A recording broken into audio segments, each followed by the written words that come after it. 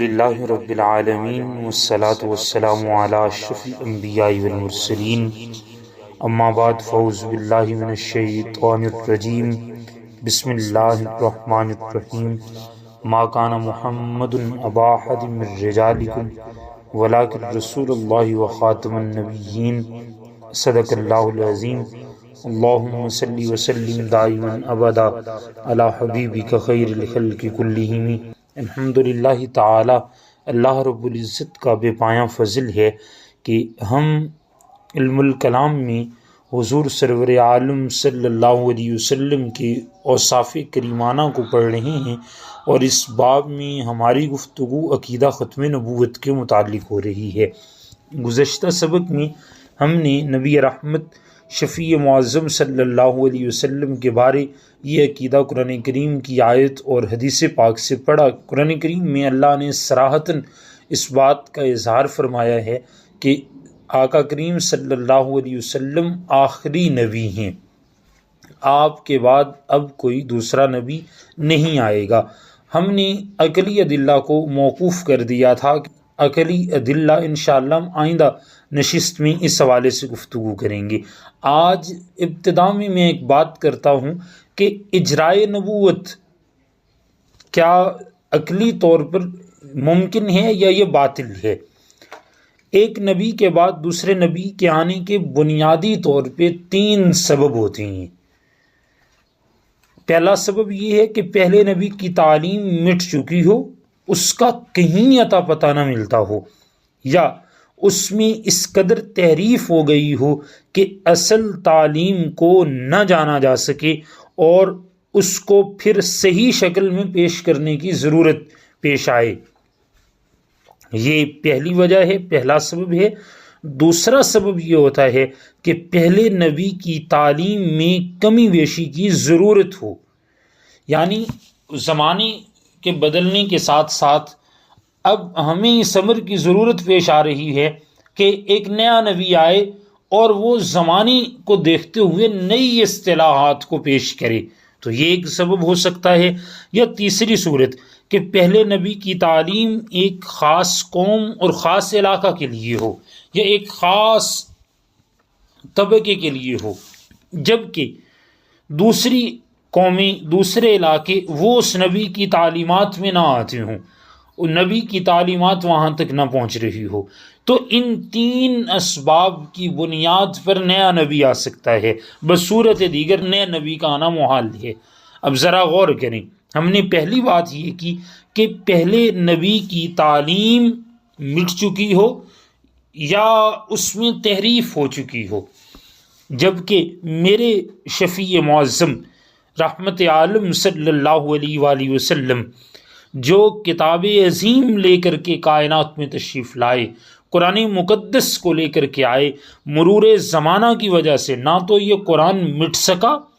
نہ اس میں کوئی تحریف ہو سکی، نہ اس میں زبر زیر کی کمی بیشی ہوئی، آج تک یہ اپنی اصل حالت میں موجود ہے، کیونکہ اللہ رب العزت ارشاد فرماتا ہے اِنَّا نَحْنُ نَزَّلْنَا الذِّكْرَ وَإِنَّا لَهُ لَحَافِظُونَ، بے شک ہم نے اس ذکر کو نازل فرمایا اور ہم ہی اس ذکر کی حفاظت فرمانے والے ہیں۔ دوسرا نقطہ کہ اس پرانے نبی کی تعلیمات میں کوئی کمی بیشی کی حاجت ہو، جبکہ قرآن کریم جو اللہ رب العزت نے حضور علیہ السلام پر نازل فرمایا، آقا کریم صلی اللہ علیہ وسلم جو کتاب عظمت لے کر کے آئے، اس میں کسی بھی کمی بیشی کی کوئی ضرورت نہیں ہے، بلکہ یہ تعلیم قیامت تک کے لیے تمام بنی نوع انسانیت کے لیے اللہ نے خود منتخب فرمائی۔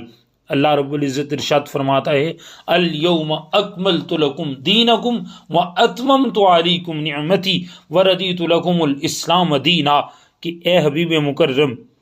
شفیع معظم صلی اللہ علیہ وسلم اپنی قوم کو بتائیے کہ الیوم اکملت لکم دینکم، تمہارا دین تمہارے لیے مکمل کر دیا،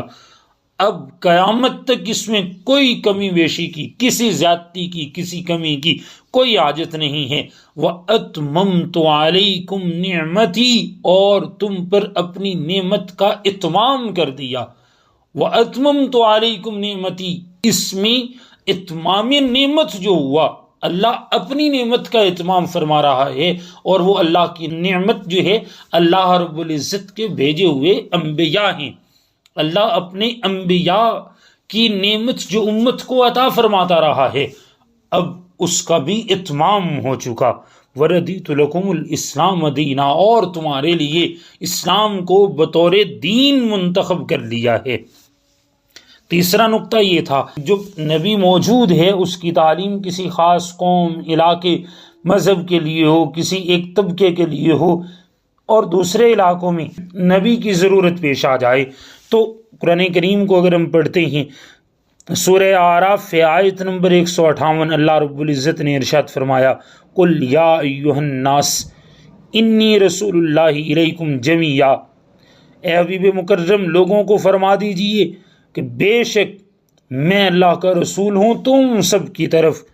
وما ارسلناک الا کافۃ للناس بشیرا ونذیرا،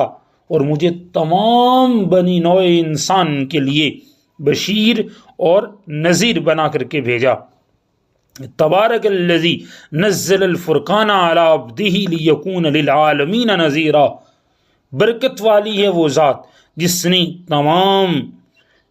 کائنات کے لیے، تمام عالمین کے لیے اپنے بندہ خاص کو فرقان عطا کر کے ڈر سنانے والا بنا کر کے بھیجا۔ یعنی رسول رحمت صلی اللہ علیہ وسلم تمام بنی نوع انسانیت کے لیے ڈر سنانے والے بن کر کے تشریف لائے ہیں، تمام بنی نوع انسانیت کے لیے ہادی بن کر کے تشریف لائے ہیں۔ مرزا قادیانی اپنی ایک کتاب آئینہ کمالات اسلام کے صفحہ نمبر 339 پر لکھتا ہے کہ انبیاء اس لیے آتے ہیں تاکہ ایک دین سے دوسرے دین میں داخل کریں، اور ایک قبلہ سے دوسرے قبلہ کی طرف رخ پھیریں، اور بعض احکام کو منسوخ کریں اور بعض نئے احکامات کو لائیں۔ یہ مرزا قادیانی کی کتاب میں اس کا اپنا لکھا ہوا جملہ ہے۔ نبی رحمت صلی اللہ علیہ وسلم جو تعلیم لے کر کے آئے وہ تعلیم آج تک باقی ہے، اسی طرح اپنی اصل صورت میں باقی ہے، ایک قبلہ سے دوسرے قبلہ کی طرف۔ حضور علیہ السلام کی امت جس قبلہ کی طرف پہلے تھی آج بھی اسی قبلہ کی طرف ہے، اور قیامت تک اسی قبلہ پر یہ قوم قائم رہے گی۔ اور حضور علیہ السلام جو تعلیمات لے کر کے آئے ہیں یہ تعلیمات قیامت تک کے لیے کافی ہیں، ان میں اب کسی کمی کی، کسی زیادتی کی کوئی گنجائش نہیں ہے، بلکہ یہ تعلیمات تو ہمیشہ ہمیشہ کے لیے کافی ہیں۔ اللہ رب العزت نے جب یہ ساری چیزیں خود سے واضح فرما دیں تو پھر سوال یہ پیدا ہوتا ہے کہ آج یہ اتنے فتنے سر کیوں اٹھا رہے ہیں؟ ان فتنوں کے عقب میں کون سی ایسی شے ہے؟ تو فقط امت میں افتراق کے لیے، امت میں گمراہی کے لیے اور امت کو اپنے مرکز سے ہٹانے کے لیے ان تمام فتنوں کو پیدا کیا جاتا ہے۔ اغیار، کفار، مشرکین یہ سارے طریقے بنتے ہیں کہ امت کو ان کے اصل سے ہٹا دیا جائے، اور ہم ایسے دیوانے ہیں جس مرکز پرکار پر ہم نے جمع ہونا تھا، جسے رحمت عالمیان صلی اللہ علیہ وسلم کہا جاتا ہے، ہماری انہی کے لیے وارفتگی ختم ہوتی جا رہی ہے۔ جب امت محمدیہ صلی اللہ علیہ وسلم کے بعد قیامت قائم ہونی ہے تو پھر حضور علیہ السلام کے بعد کسی نبی کی کوئی ضرورت نہیں ہے۔ جو صفات آپ کو عطا ہوئیں ان صفات کا حامل کوئی اور شخص ہو ہی نہیں سکتا، سو اب آپ کے بعد کوئی نبی